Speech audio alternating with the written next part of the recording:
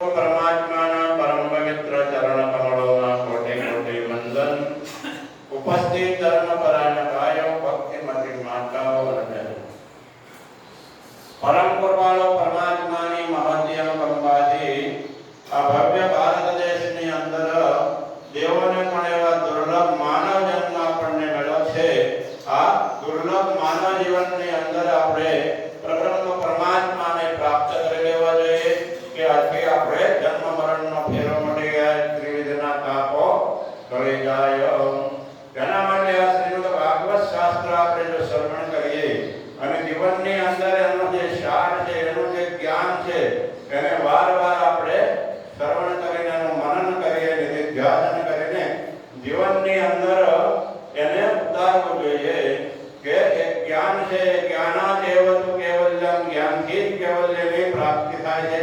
તો આ સુંદર શ્રીમદ ભાગવત શાસ્ત્રની અંદર આપણે શ્રવણ કરી રહ્યા હતા કે યુધિષ્ઠિર રાજાએ નારદજીને प्रत्येक मानवना कल्याण माटे धर्मना रहस्य, धर्मना लक्षणों पूछा।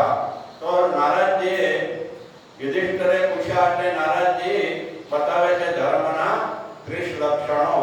એમાં કાલે આપણે ધર્મનું પ્રથમ લક્ષણ હતું એનો વિચાર કર્યો કે જીવનની અંદર સત્ય એ પ્રથમ લક્ષણ છે।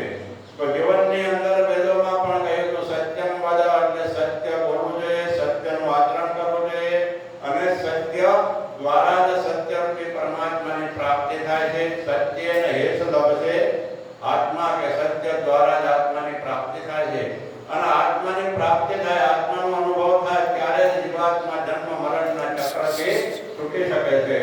જ્યાં સુધી એ જ્ઞાનને પ્રાપ્ત કરતા નથી, જન્મ મરણના ચક્રથી એનો છુટકારો થતો નથી।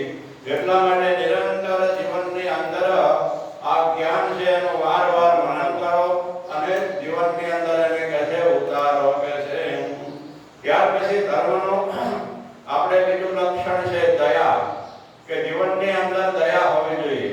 દયા વગરનું જીવન છે એ રાક્ષસ વૃત્તિ વાળું કહેવાય છે, પશુ સમાન હોય છે અને દયા દ્વારા ધર્મચિત રહેશે, દયા દ્વારા ધર્મની અભિવૃદ્ધિ થાય છે। શાસ્ત્રોની અંદર કહ્યું સત્યાપદ્યતે ધર્મ દયાદાનાદ વિવર્ધતે સમયાનિષ્ઠતો ધર્મ ક્રોધાદ ધર્મ વિનિશ્યતે, કે જીવનની અંદર કહે છે નિરંતર કે દયા હોવી જોઈએ।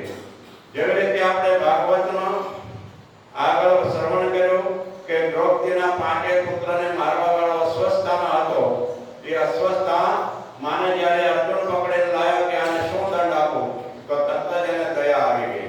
5 પુત્રોને મારવા વાળો હત્યારો સામે હતો પરંતુ એને ઉપર દયા આવી કે જેમ હું પુત્રના વિયોગમાં દુઃખી છું એવી રીતે એની માં દુઃખી ન થાય એટલે એને છોડી દો। તો જીવનની અંદર દયા હોવી જોઈએ। જો દયા હોય છે તો ભગવાન એની ઉપર નિરંતર પ્રસન્ન રહેશે। એકવાર એક નગરની અંદર એક રાજા હતો। એ રાજા કોઈ સંત આવે એને પૂછે કે મને ભગવાનના દર્શન ક્યારે થશે? તો એક સંત હતા, એ સંતે કહ્યું કે તું દયા વૃત્તિ રાખ, બધા ઉપર દયા કર, તને ભગવાનના દર્શન થશે। એટલે આ રાજા બધા ઉપર દયા કરવા લાગ્યા, જેને જે જરૂર હોય આપવા માંડ્યા। વર્ષ પૂરું થયું પરંતુ ભગવાનના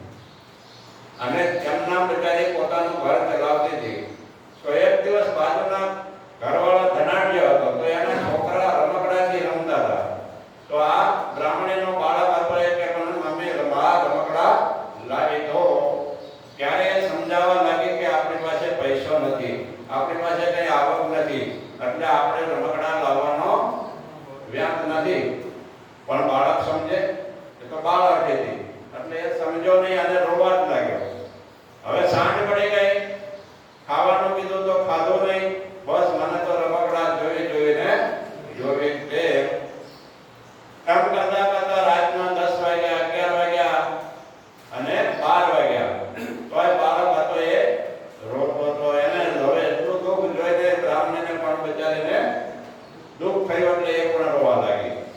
હવે માં દીકરો બે રોવે છે.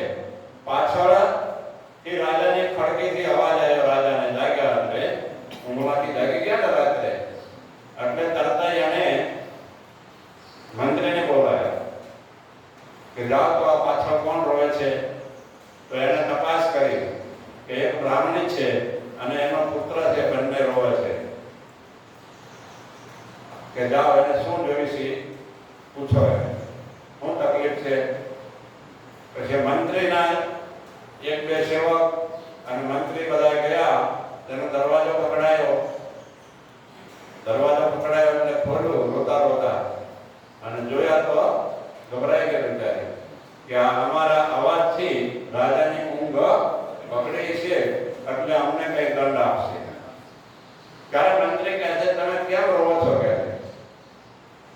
ત્યારે એને બિચારીએ જેવું હતું એવું કીધું કે આ મારો નાનો બાળક છે, મારી પાસે કઈ આ પૈસા છે નહીં ને રમકડા માગે છે. બાજુના બાળકો રમકડા જે રમે છે ને આને સમજાવું છું પણ શાંત થતો નથી. એને આજે ખાધું નથી, મેં ખાધું નથી, એ રોવે છે તો મને પણ એની સાથે સાથે રોવું આવ્યું, ક્ષમા કરો. હવે અમારી ઉપર કોઈ મતલબ દંડ ન આપો, કોઈ અમારી ઉપર બીજું અમને દુઃખ થાય એવું ન કરી શકે છે. હવે આ મંત્રીએ રાજાને વાત કરી કે આવી રીતે બ્રાહ્મણી અને એનો છોકરો રોવે છે.